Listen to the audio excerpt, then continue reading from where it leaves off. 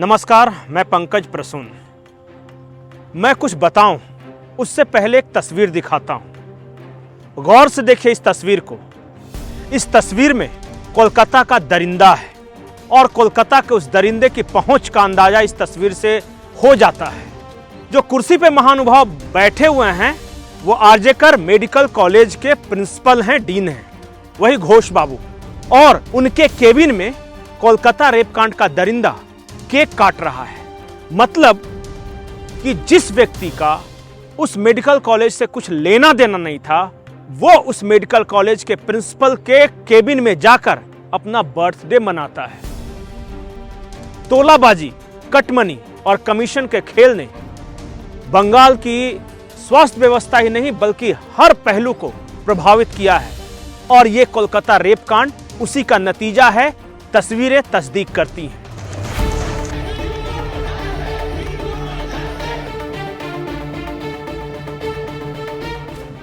पर सिर्फ एक तस्वीर की कहानी नहीं है। कहानी एक और तस्वीर की है जो कि स्पष्ट कर देगा। ये एक अखबार की कटिंग है जो मैं आपको बता रहा हूं। ये इंडियन एक्सप्रेस अखबार है, 1992 की कटिंग है, 1992। ये वो साल था जब विपक्ष के 3 राज्य सरकारें बर्खास्त कर दी गई थी। मध्य प्रदेश की सरकार, राजस्थान की सरकार और हिमाचल प्रदेश की सरकार। और इन तीनों सरकारों को केंद्र सरकार ने बर्खास्त किया था। नरसिम्हा राव उस वक्त प्रधानमंत्री थे। जिस सरकार ने, केंद्र की जिस सरकार ने 3 राज्य सरकारों को बिना किसी कारण, बिना किसी दोष के बर्खास्त कर दिया, उस कैबिनेट में ममता बनर्जी मंत्री थी, नरसिम्हा राव के कैबिनेट में। उस वक्त ये मानव संसाधन मंत्री, युवा मामलों की मंत्री थी। ये कितना मजा आया होगा ना उस कैबिनेट में बैठकर जब ये फैसला लिया गया होगा। ममता बनर्जी बैठी हुई होंगी, नरसिम्हा राव प्रधानमंत्री के रूप में बैठे हुए होंगे। ममता बनर्जी नोट पर दिखा रही हो कि हाँ स्वीकार है। 3 राज्य सरकारों को बिना कारण बर्खास्त कर दिया गया और आज वही ममता बनर्जी अपने ही राज्य में इस तरह के हालात हैं। जेलों में महिला कैदी प्रेग्नेंट हो रही हैं। संदेशखाली में टीएमसी के पदाधिकारी महिलाओं के साथ रेप कर रहे हैं।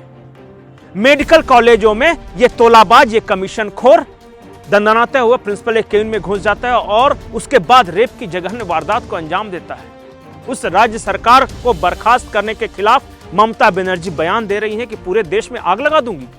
असम जल उठेगा, बिहार जल उठेगा, उत्तर प्रदेश जल जाएगा। और तो और ममता बनर्जी ने यह भी कहा कि नॉर्थ ईस्ट जल उठेगा। यह बात एक राज्य का मुख्यमंत्री कह रहा है जो कि संवैधानिक पद पे बैठा हुआ है। जरा सोचिए हालात कितने खौफनाक हैं। पर कहानी हमारी आज की सिर्फ बंगाल की नहीं है।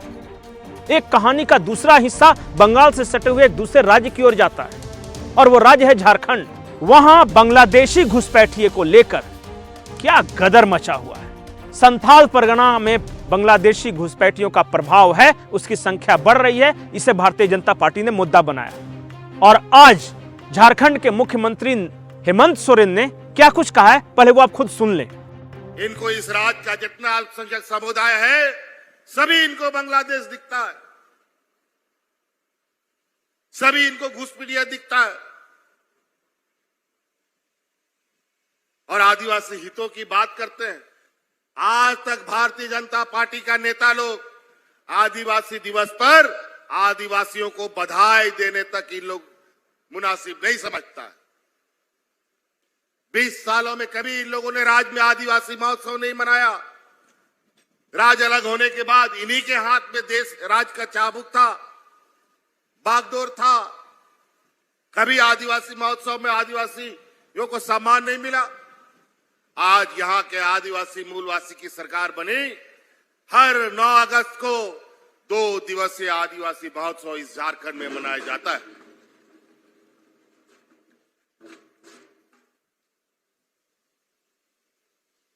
इन प्रकार जब से हम सरकार बनाए 1 घंटे के बाद से ये सरकार गिराने में लगे। रोज कुछ ना कुछ इतना षड्यंत्र। यहां जहां इनको सरकार बनाने का जनता